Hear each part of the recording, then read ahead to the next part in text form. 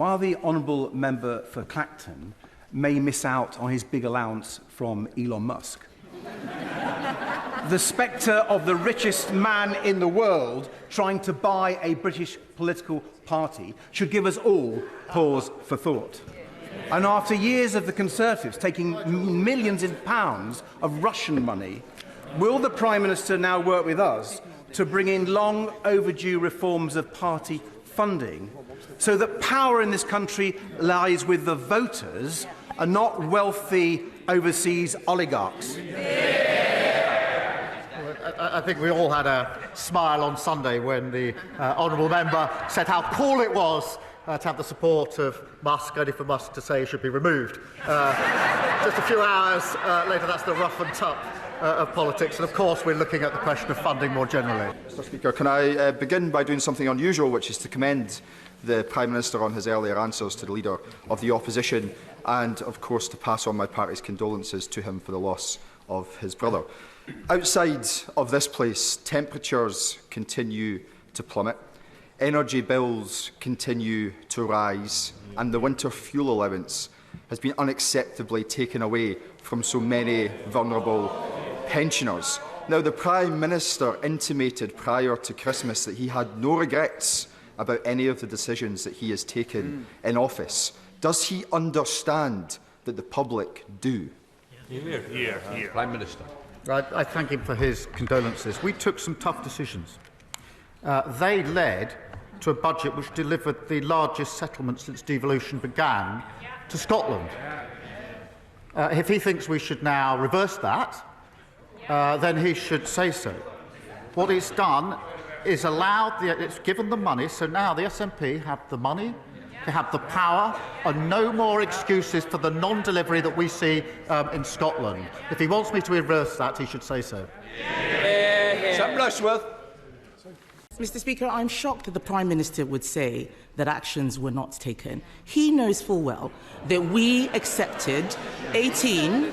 He knows full well that we accepted 18 of the 20 recommendations in the J inquiry and went further, launching a gangs task force that found 550 more perpetrators. That shows that there is still work to be done.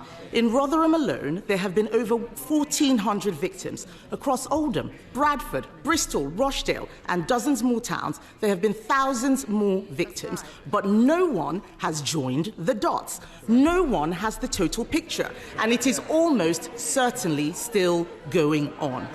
One victim from Telford, and I know he says that victims have different views. We have different views across this House. But one victim from Telford says she wants a national inquiry because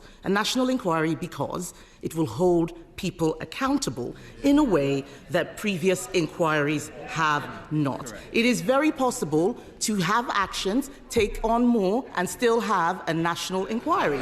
So why won't he listen to victims and launch a national inquiry which would have the power to summon witnesses and make them give evidence under oath? Prime Minister. Mr. Speaker, she says they accepted the recommendations. They didn't act on them.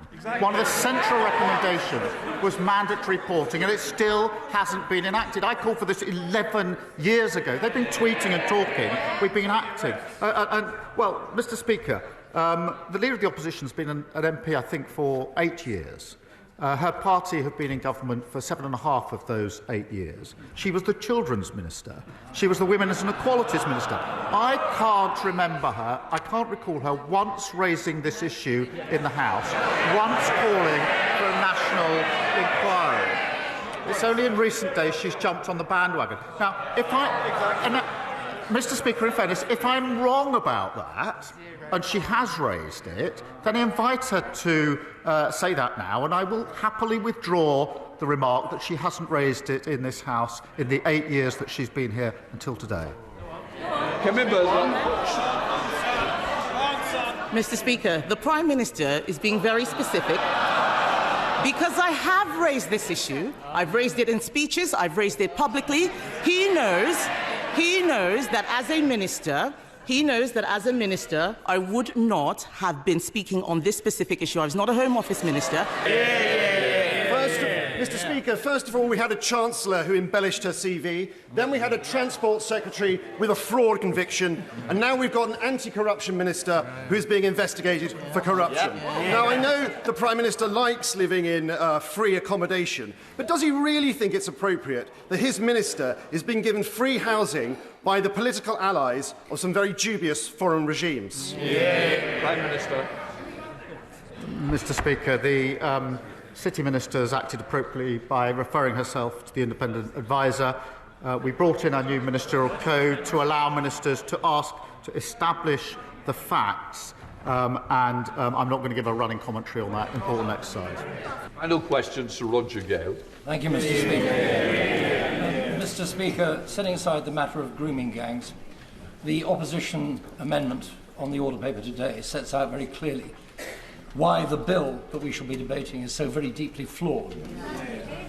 And if it is to become an Act of Parliament, it will have to be completely rewritten in committee. But, Mr. Speaker, the Prime Minister from that dispatch box has made much of his service as the public prosecutor. So could he tell the House in that capacity why during his time he declined to instigate a prosecution for rape and sexual abuse against Mohammed Fayed? Prime Minister. That case never crossed my desk. She's right to say it's one of the worst scandals. It's terrible. That's why I acted on it. Her recently acquired view that it's a scandal, having spent a lot of time on social media over Christmas, not once in 8 years did she stand here and say what she's just said. Not once in 8 years.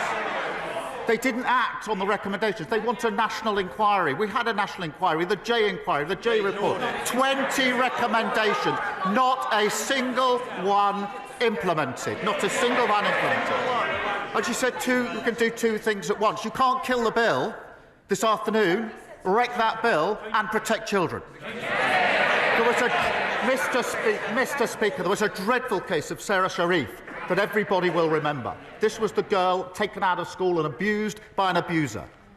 The bill this afternoon fixes that gap. And I know, I'm looking across, I know there are honourable members on the benches opposite who know very well that what's in this bill is necessary, that it's the right thing to do, and that would want to vote for this bill. I urge them to think twice about following this short-sighted, misguided, bandwagon-jumping approach of the non-leadership of the Leader of the Opposition.